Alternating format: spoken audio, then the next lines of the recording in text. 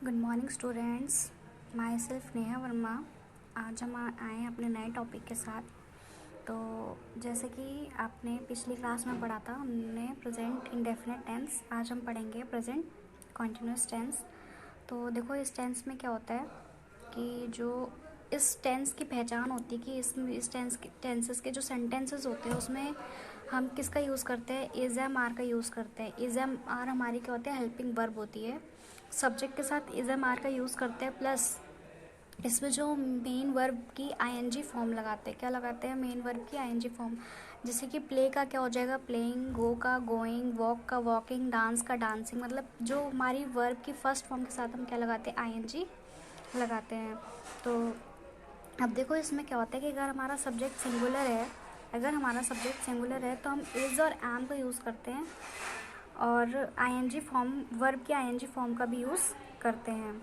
और अगर हमारा सब्जेक्ट प्लूरल है तो हम आर का यूज़ करते हैं और वर्ब की आईएनजी फॉर्म यूज़ करते हैं। तो देखो, इस का और एम का और आर का यूज़ किन किन के साथ होता है। तो देखो, ही, शी, इट, आप जानते हो ना ये क्या होते हैं। ही, शी क्या होते हैं, प्रोनाउन होते हैं ना। तो ही, शी, इट, इसके साथ हम किसका यूज़ करते हैं, इसका। किसका यूज़ करते हैं, इसका। आई के साथ एम का, वी, दे, यू के साथ आर का। अगर ही, शी, इट की जगह अगर हम किसी पर्टिकुलर इंसान का नाम ले लें, अगर वो एक अकेला है, मतलब कि जैसे कि हमने कहा कि सीमा डैश डांसिंग, तो सीमा क्या है, सिंगुलर है ना, अकेली पर्सन है, तो हम उसके साथ किसका यूज़ करेंगे, इसका यूज़ करेंगे। अगर हम ये कह रहे हैं कि सीमा एंड गीता डैश डांसिंग, तो हम किसका यूज़ करेंगे, सीमा एंड गीता 2 पर्सन है, तो क्या है, प्लूरल है, तो हम किसका यूज़ करेंगे, आर का। किसका यूज़ करेंगे, आर का। तो सिर्फ इन्हीं के साथ नहीं, अगर कोई नेमिंग वर्ड भी है, अगर कोई वो चीज़ अगर सिंगुलर में है तो वहाँ पे हम इज़ लगाएंगे।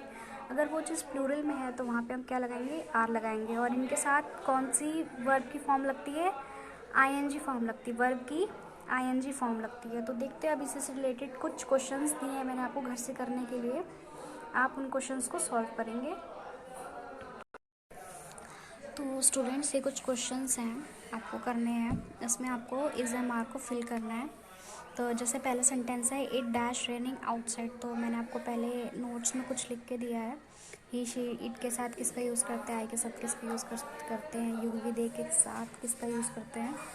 तो आप, अगर आपको कुछ भी प्रॉब्लम होती है इन क्वेश्चंस में तो आप उससे देख सकते हो। अगर फिर भी आपको कुछ प्रॉब्लम हो रही है तो आप मुझे पूछ सकते हो, कॉल करके या मैसेज करके पूछ सकते हो। तो आपको ये 6 क्वेश्चन होमवर्क में करने हैं। तो हम बढ़ते हैं अपने नेक्स्ट सब्जेक्ट की ओर। तो आज हम हिंदी में पढ़ेंगे क्रिया। तो सब लोग जानते हो क्रिया क्या होता है। तो देखो, किसी काम के करने या होने को हम क्रिया कहते हैं। आप जैसे कोई भी काम कर रहे हो, इस टाइम जैसे आप पढ़ रहे हो, तो ये जो पढ़ना, ये क्या है, क्रिया है। तो अब क्रिया को हम ये भी कह सकते हैं कि जिन शब्दों से हमें काम के करने या होने का पता चलता है उसे हम क्रिया कहते हैं। तो देखो, यहाँ पे आपकी दोनों डेफिनेशन दी गई हैं। आपको जो डेफिनेशन सुटेबल लगे आप वो लिख सकते हो, बट अगर आपको एग्ज़ाम में लिखना है तो आप यही वाली डेफिनेशन लिखोगे, ये वाली। तो देखो, क्रिया क्या होता है कि जैसे हम कोई काम करते हैं, काम का करना या होना क्या कहलाता है, क्रिया कहलाता है। क्या कहलाता है, क्रिया। जैसे कि मैंने यहाँ पे एग्जाम्पल दिया है, श्रेया पुस्तक पढ़ती है। तो श्रेया क्या कर रही है, बुक पढ़ रही है। तो पढ़ना क्या कहला रहा है, क्रिया। क्या कहला रहा है, क्रिया। हेमा बाजार जाती है, तो हेमा क्या कर रही है, वो बाजार जा रही है ना। तो बाजार जाना, जाना जो है उसका वो क्या है, क्रिया कहला रहा है ना, कि वो बाजार जा रही है। ये चीज़ क्या कहलाती है, क्रिया कहलाती है। जैसे कि पढ़ना, लिखना, हंसना, सोना, नाचना, गाना, रोना, ये सारे शब्द क्या होते हैं, क्रिया शब्द होते हैं। क्या होते हैं, क्रिया शब्द। तो अब देखो, अब जो काम को करता है वो कौन कहलाता है। लाइक अब कुछ काम हो रहा है तो उस काम को करने वाला भी कोई ना कोई होगा ना। तो जो भी काम करने वाला जो भी पर्सन होता है उसे हम क्या कहते हैं, कर्ता। क्या कहते हैं, कर्ता। तो कर्ता की यहाँ पे डेफिनेशन क्या होगी, काम या कार्य को करने वाले को हम कर्ता कहते हैं। या मैं कह सकते हैं कि जो काम करता है उसे हम क्या कहते हैं, कर्ता कहते हैं। तो अब देखो, यहाँ पे क्या होता है, क्रिया के कितने भेद होते हैं, 2 भेद होते हैं। एक होता है अकर्मक क्रिया, दूसरा सकर्मक क्रिया। क्रिया के कितने भेद होते हैं, दो भेद होते हैं, पहला है अकर्मक क्रिया, दूसरा है सकर्मक क्रिया। तो जैसे अभी आपने देखा कि क्रिया क्या होता है, जिन शब्दों से हमें काम के करने या होने का पता चलता है उसे हम क्या कहते हैं, क्रिया। हंसना, रोना, पढ़ना, लिखना, गाना, नाचना आदि क्या होते हैं, क्रिया शब्द होते हैं। जो काम को करता है उसे हम क्या कहते हैं, कर्ता कहते हैं। क्रिया के कितने भेद होते हैं, दो भेद होते हैं, अकर्मक क्रिया, सकर्मक क्रिया। तो आज हम बस इतना ही पढ़ेंगे, बाकी ये जो अकर्मक क्रिया और सकर्मक क्रिया क्या होती है ये हम नेक्स्ट क्लास में देखेंगे। और आज के लिए आपका होमवर्क है, नीचे यहाँ पे 4 क्वेश्चंस दिए मैंने आपको। जैसे कि पहला है, क्रिया किसे कहते हैं। आपको पढ़ाया मैंने अभी क्रिया क्या होता है, आपको वो लिखना है। किन्हीं 5 क्रिया शब्दों को लिखो। तो मैंने अब आपको बताया ना, क्रिया शब्द जो हम काम करते हैं वो क्या कहलाते हैं, क्रिया कहलाता है। तो आपको भी जो 5 शब्द लग रहे कि हाँ ये क्रिया हो सकता है, तो आप उन शब्दों को लिखोगे। फिर आपको कर्ता की डेफिनेशन लिखनी है कि कर्ता किसे कहते हैं। उसके बाद क्रिया के कितने भेद होते हैं उन वो लिखना है, और वो भेद के नाम भी लिखने हैं, उन भेद के नाम भी लिखने हैं। अब हम कल पढ़ेंगे कि अकर्मक क्रिया और सकर्मक क्रिया क्या होता है। तो अब हम पढ़ते अपने नेक्स्ट सब्जेक्ट की ओर। आज मैंने मैथ्स में आपको कुछ क्वेश्चन सॉल्व करने को दिए हैं, एडिशन और सब्ट्रैक्शन के। तो पहला क्वेश्चन देखो। पहला क्वेश्चन है, 4,69,821 को आपको ऐड करना है 5,06,239। ओके। अब सेकंड क्वेश्चन में आपको क्या करना है, इन दोनों उसको ऐड करना है।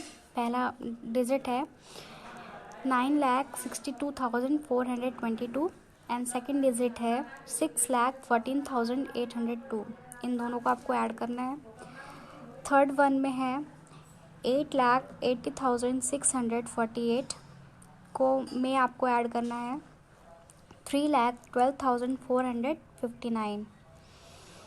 फोर्थ है 1,61,392 में आपको 8,76,598 को ऐड करना है। तो ये 4 क्वेश्चन आपके हैं एडिशन के।